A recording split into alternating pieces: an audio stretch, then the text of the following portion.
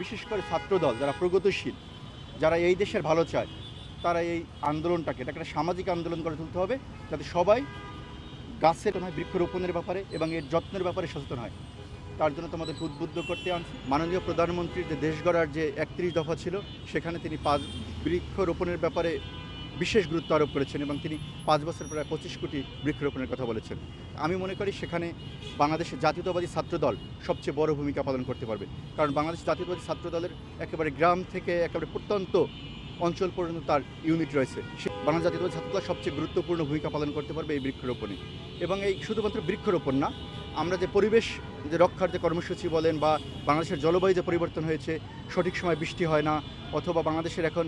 গ্রীষ্মকালে দেখা যায় যে টেম্পারেচার 41-42 ডিগ্রি পর্যন্ত থাকে বা 43 ডিগ্রি, এর কারণ হয়েছে যে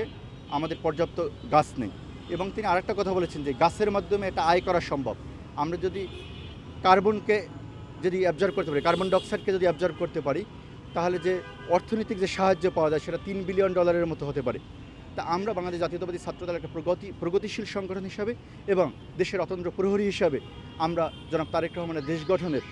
এই কার্যক্রমকে এগিয়ে নেওয়ার জন্য এবং এই আজকের যারা শিক্ষার্থী তাদেরকে উদ্বুদ্ধ করার জন্য এই কার্যক্রম শুরু করেছি। এবং আমরা মনে করি যে আমরা এটা ব্যক্তিগত পর্যায় থেকে শুরু করেছি সংগঠনের, কিন্তু আমরা এটা সাংগঠনিক কার্যক্রমের মধ্যেই আমরা হয়তো ভবিষ্যতে বা এবছরই বৃক্ষরোপণ সপ্তাহ বা বৃক্ষরোপণ মাস ঘোষণা করে বাংলাদেশের সকল ইউনিটে, বাংলাদেশ জাতীয়তাবাদী ছাত্রদলের সকল শিক্ষা প্রতিষ্ঠানে, সকল জেলা, মহানগর, উপজেলা, পৌর এবং ইউনিয়ন এবং ওয়ার্ড পর্যায়ে এই বৃক্ষরোপণ কর্মসূচি পালন করব, যার ফলে জনাব তারেক রহমানের এই প্রতিশ্রুতি বাস্তবায়ন করা খুব সহজ হবে বলে বিশ্বের ভারসাম্য রক্ষায় যে বৃক্ষরোপণের পাশাপাশি আপনাকে আমি একটু আগেই এদেরকে যখন ব্রিফ করতেছিলাম তখন আপনি বলেছিলাম যে শুধুমাত্র ঢাকা শহরে প্রায় 2.5 কোটির মতো জনসংখ্যা, এরা প্রত্যেক দিন যে পরিমাণ